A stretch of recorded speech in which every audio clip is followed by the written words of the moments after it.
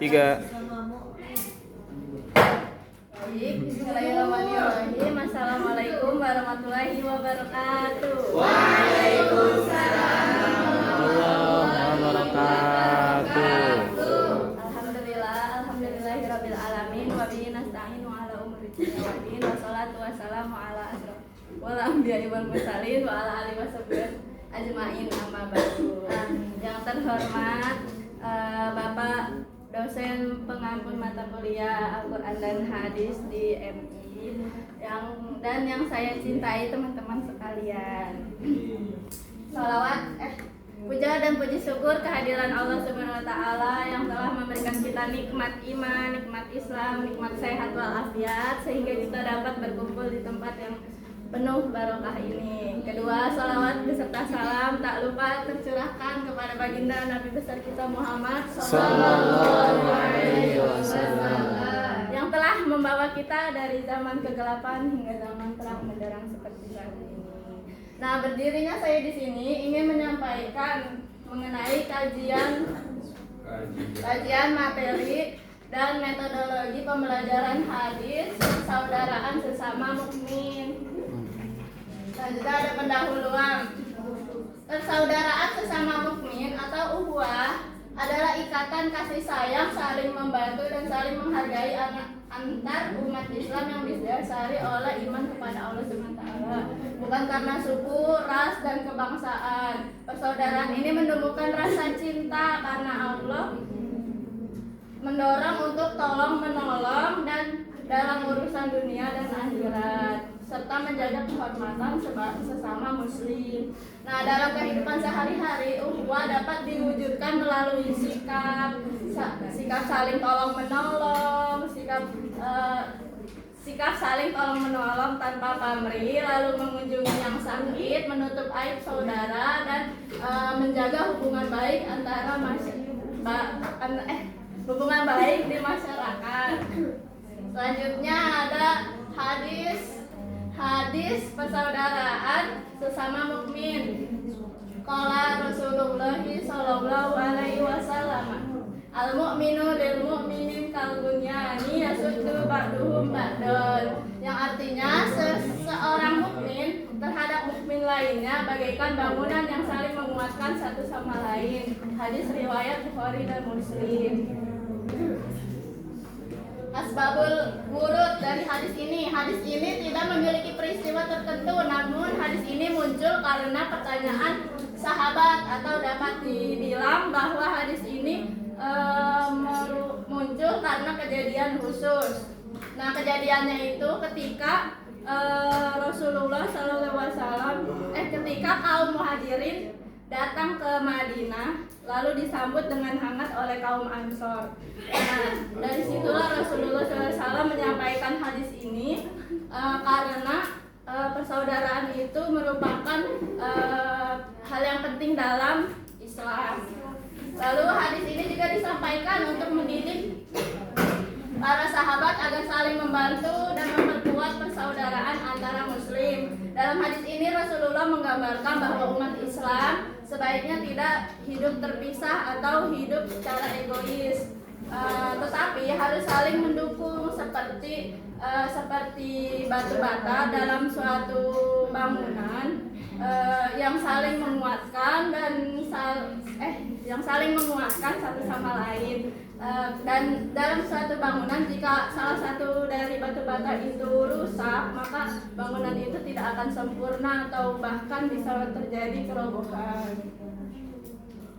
Lalu ada sanad pada hadis. Hadis ini memiliki sanad yang sangat kuat dan bersambung atau muttasil karena diriwayatkan oleh para perawi yang sahih atau terpercaya. Hadis ini memiliki kekuatan sanad yang tinggi karena termasuk hadis muttafaq alaih karena hadis ini telah disepakati oleh beberapa ulama besar, di antaranya ada Imam Al-Bukhari dan Imam Muslim. Nah, isi yang terkandung dalam hadis ini tidak bertentangan dengan ajaran Islam. Nah, hadis ini dapat dikatakan sahih karena semua perawinya terpercaya. Lalu tidak adanya kecacatan atau keputusan sanad dari rangkaian sanadnya. Jadi rangkaian sanadnya itu terus bersambung dari Khalid bin Yahya hingga Rasulullah SAW. Selanjutnya ada rantai perawinya. Hadis ini ada dari Rasulullah SAW, lalu disampaikan kepada Abu Musa al-Asy'ari yang merupakan salah satu sahabat Rasulullah SAW yang terpercaya dan terkenal sebagai orang yang telah meriwayatkan banyak hadis.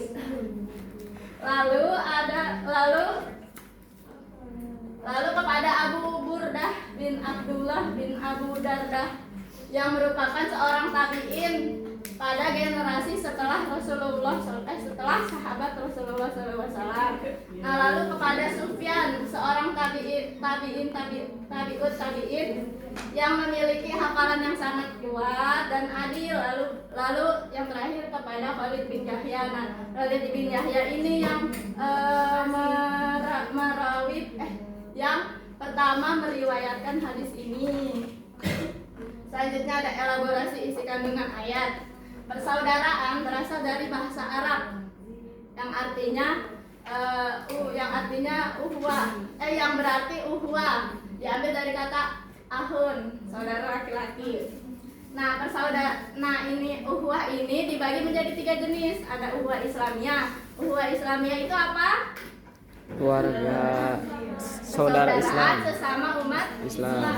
Nah, yang kedua ada uhwah watonia atau kebangsaan, persaudaraan antar sesama warga negara atau tanah air. Yang ketiga ada uhwah basyariah atau kemanusiaan, persaudaraan antar sesama manusia yang sama-sama dari keturunan Nabi Adam dan Siti Hawa. Selanjutnya ada persaudaraan atau uhwah merupakan ikatan kasih sayang, solidaritas dan kerja sama yang dibangun atas dasar keimanan terhadap Allah dan sebagai sesama hamba Allah yang memiliki tujuan hidup yang sama. Hadis ini menekankan prinsip untuk saling mendukung dan membantu satu sama lain. Persaudaraan sesama mukmin ini diberikan perumpamaan oleh Rasulullah SAW seperti apa? Seperti apa persaudaraan ini? Seperti bangunan. Seperti tadi dalam hadisnya ada al-mu'minu lil mu'minin kalbunnya nih itu artinya bangunan.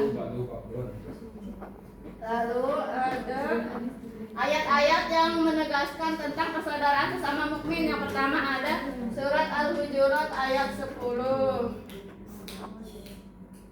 Yang artinya sesungguhnya orang-orang mukmin itu bersaudara, karena itu damaikanlah antara kedua saudaramu yang berselisih dan bertakwa kepada Allah agar kamu mendapatkan rahmat. Nah, dari ayat ini menjelaskan bahwa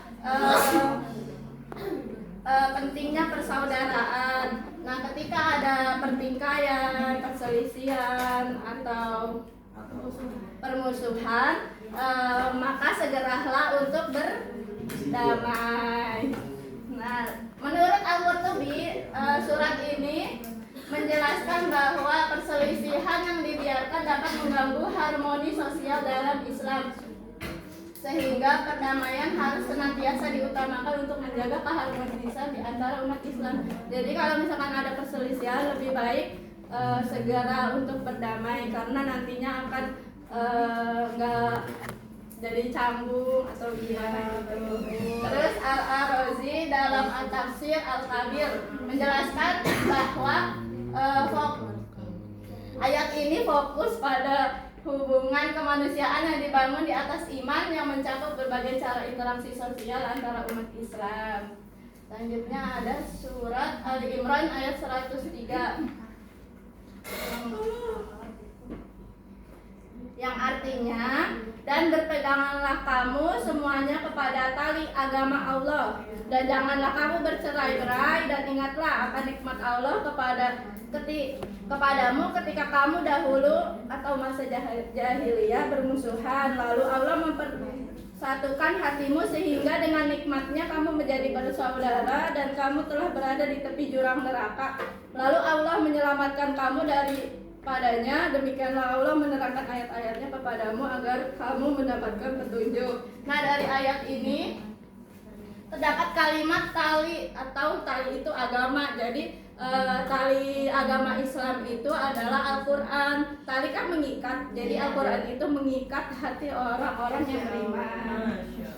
Lalu ada surat Al-Imran menurut Ibnu Katsir menyatakan bahwa ayat ini memberikan peringatan supaya umat Islam tetap teguh pada prinsip ajaran agama Islam dan tidak mudah terpecah belah dan oleh kepentingan dunia. Lalu menurut Al-Qurtubi juga menyorotkan bahwa ayat ini menjadi landasan signifikansi ukhuwah atau persaudaraan dalam Islam dan menunjukkan bahwa perpecahan merupakan salah satu bentuk kerugian bagi umat Islam. Selanjutnya ada metodologi pembelajaran. Yang pertama ada tujuan pembelajaran. 1. Peserta didik dapat memahami isi dari hadis persaudaraan sesama mukmin. Yang kedua ada peserta didik mampu mengamalkan isi kandungan persaudaraan sesama mukmin ke dalam kehidupan sehari-hari. Yang ketiga ada peserta didik mampu melafalkan, membaca dan menulis hadis persaudaraan sesama mukmin. Yang keempat ada peserta didik mampu menjaga persaudaraan sesama mukmin tanpa membeda-bedakan. Lalu ada pendekatan pembelajaran. Yang pertama ada pendekatan kontekstual atau contextual teaching and learning (CTL). Dalam pendekatan ini guru dapat memberitahukan kepada peserta didik mengenai isi dan makna kandungan dari hadis persaudaraan ini dalam kehidupan sehari-hari. Lalu ada pendekatan afektif atau nilai dan sikap. Guru dapat